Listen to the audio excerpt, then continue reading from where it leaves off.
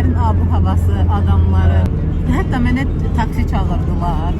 O taksinin neçə ödəniş olduğunu mənim pulumun arasından sayıb göstərdilər ki, bundan artıq vermədilər. Almazlar. Sen görsen eder misin? Hə. Hiç vallahi almazlar.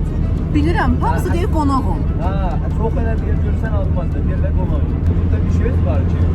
Burada o aslında hiç vakit danışmaz. Hə, əsillər, təbii. Bu mesela Tehran'da bütün tatillerin hamısı Türk'tür.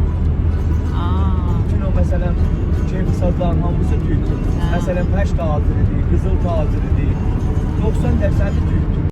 Təbrizə gəlmədən öncə haraları görmək olar deyə araşdıranda ilk sırada qarşıma Kəndovan çıxmışdı. Daha doğrusu diqqətimi Kəndovan çəkmişdi. Çünki buradakı evlər daşlardan hörülməyib, buradakı evlər vulkanik qayaların içərisində oyulub.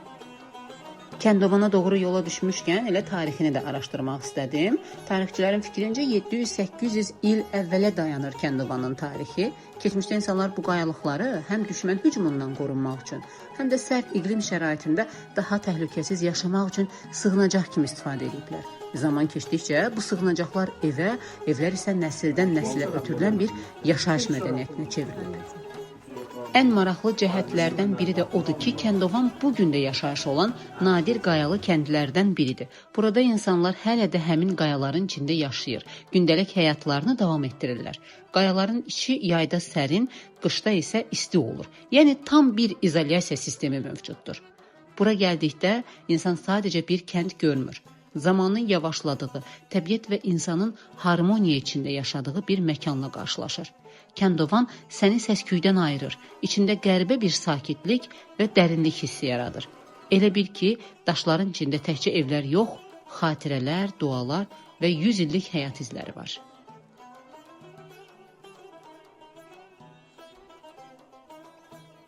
Görmək üçün səbirsizləndiyim bir digər yer Ala dağları idi. Hansı ki, Ala dağlar Təbrizdən cəmi 1 saat yarım məsafədə yerləşir.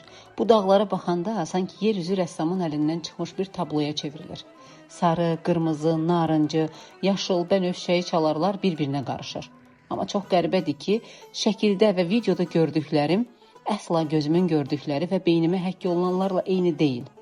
Bax, onda anlayır insan ki, insan gözünü heç bir peşəkar kamera, telefon əvəz eləyə bilməz. Keyfiyyətli bir gəzintidən sonra otelimə qayıtdım və dadlı Təbriz yeməklərindən yemək istədim. Mənə oteldə təklif elədilər ki, ağ rəngdə və qırmızı rəngdə şorbaları var, hansı ki onlar şorbaya aş deyirlər. Mən də dadına baxdım, amma çox da sevmədim bu ağ aşı. Fikirləşirdim ki, dovğa kimi dadacaq, ancaq kremli bir dadı var idi. O da ürəyimi vurdu. Limon sıxdıqdan sonra biraz içməli oldu. Sonra isə küftəyə gələk. Küftə də çox dadlı idi. Sadəcə olaraq mən biraz karbohidratçı olduğuma görə yanında kartof da çox sevirəm. Kartofu yox idi, amma çox dadlı idi. Ortasında da alça qurusu var idi. Bugünlük bu qədər. Beləcə dadlı bir axşamla ikinci günümü də tamamlamış oldum.